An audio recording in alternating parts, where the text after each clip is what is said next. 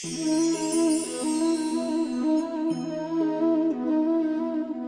শিলা দেখতে পাচ্ছেন আপনি?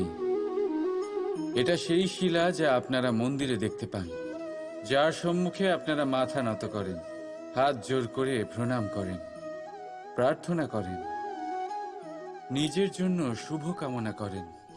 এবারে ভাবুন, এই শিলা কি দিয়ে তৈরি? পাথরের এক খণ্ড দিয়ে, এক সাধারণ পাথরের খণ্ড।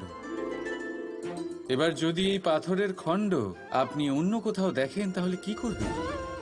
পদাঘাত করবেন। সেই পাথরের আপনার কাছে কোনো মাহাত্ম্য নেই।